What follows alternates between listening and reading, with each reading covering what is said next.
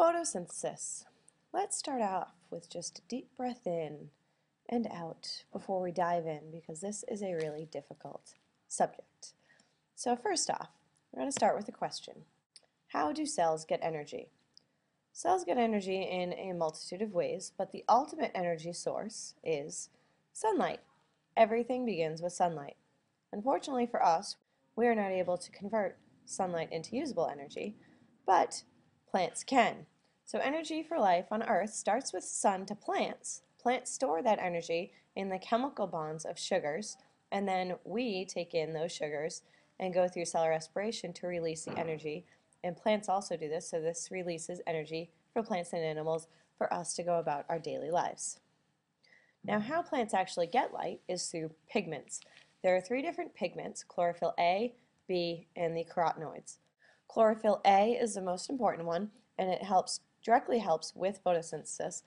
It actually absorbs more red than blue. Chlorophyll B is what's known as an accessory pigment, along with the carotenoids. Basically, the purpose of the accessory pigments is to absorb more sunlight and then just pass that energy on to chlorophyll A. So they're not actually involved in photosynthesis, but they are able to absorb more light so that the plant can get more energy.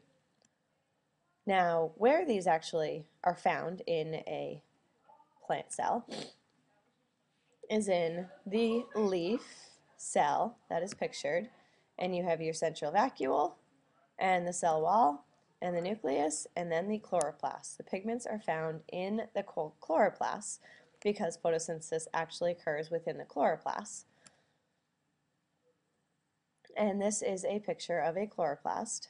You have the inner membrane, the outer membrane, the stroma, which is the fluid surrounding it, and the thylakoid, and then the granum, which are stacks of thylakoids.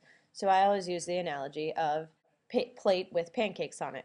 You've got the plate, which are the membranes, and then the thylakoid is a pancake, and if you layer those pancakes, you have the granum, and then if you pour the delicious syrup over the pancakes, you get the stroma, and then actually within your thylakoid membrane, you have your pigments, and that's what I consider the most important part of the pancake are the blueberries and chocolate chips.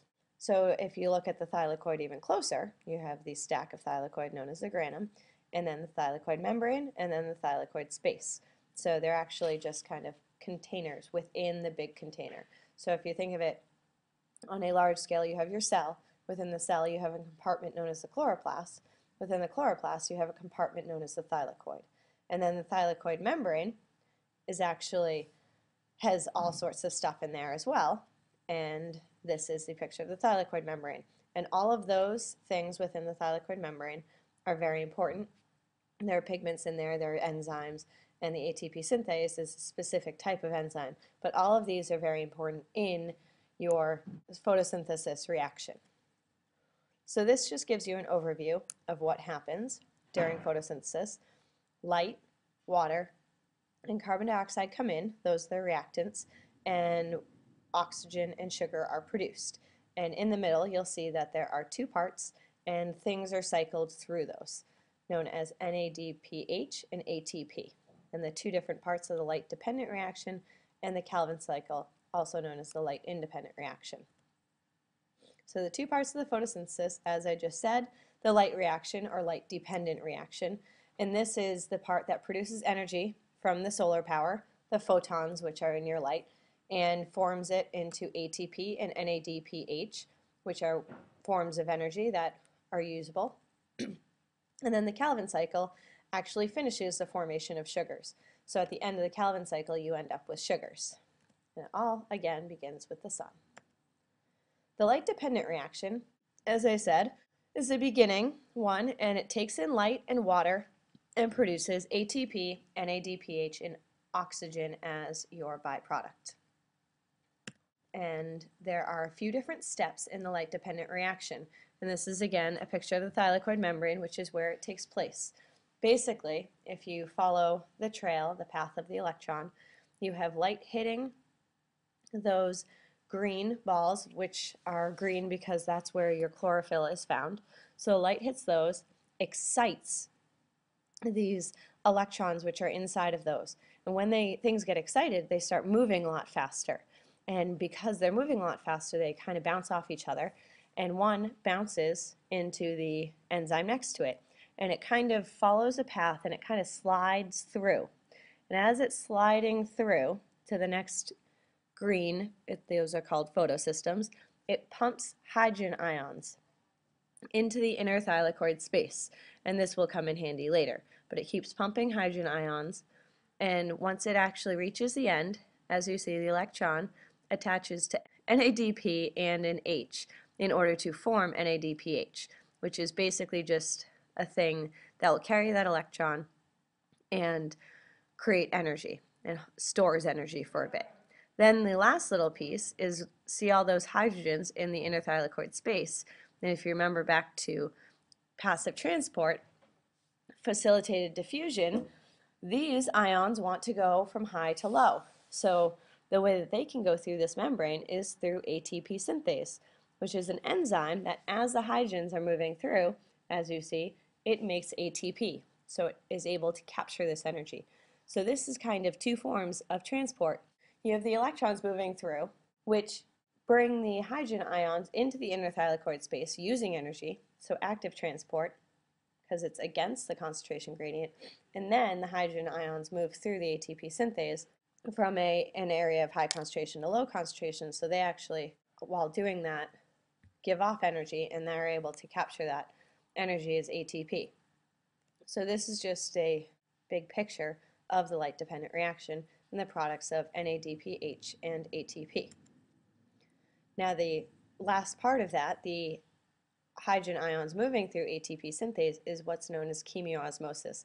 It's kind of the second component of the light reaction. And so as you see in this picture, you have the sun hitting the photosystems, or the PS2 and the PS1, and exciting those. As the electrons move through the electron transport chain, they pump the hydrogens in, and then on the bottom you see the hydrogens come out and produce ATP in that process.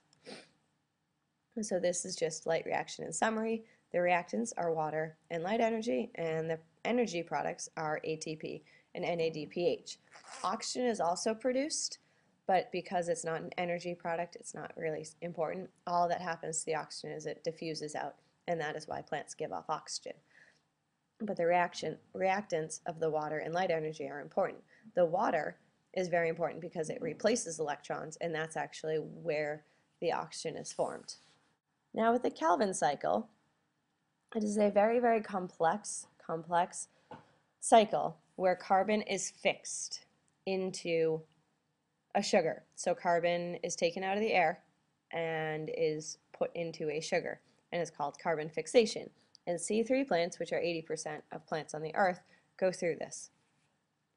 And they use the ATP and the NADPH from the light reaction as the energy source and use carbon dioxide and fix carbon dioxide into these sugars, and ultimately makes your organic macromolecules. So this is a picture of the entire process. The important parts are the input of CO2 as it's coming in.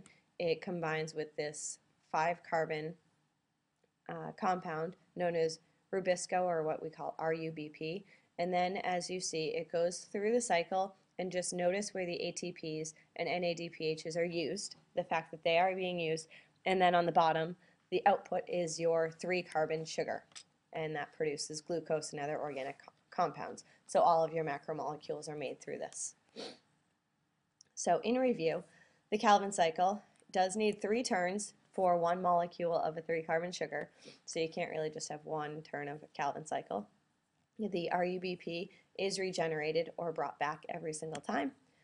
1 carbon dioxide combines with RUBP at the beginning, so you need 1 carbon dioxide per cycle, and it breaks into 2 3-carbon sugars, which are called PGA, which get reduced, producing your usable sugar. So 1 turn, ultimately, you have 1 carbon dioxide, 3 ATP, and 2 NADPH, and therefore for 3 turns to actually make a usable sugar, you need a total of 3 carbon dioxides, 9 ATP, and 6 NADPH. So the summary of photosynthesis, basically, the sun makes sugars in the chloroplasts. There are 2 parts, the light reaction and the Calvin cycle, and it works with cell respiration to create a flow of energy in the ecosystem as shown by the picture. You have the chloroplasts and the mitochondria using and working with each other to flow energy throughout your whole entire ecosystem, and that's why one really needs the other. There's a lot more to photosynthesis, and we're going to discuss the little intricacies of this. This just gives you a brief overview so you're ready to go for our class discussion on the whole process.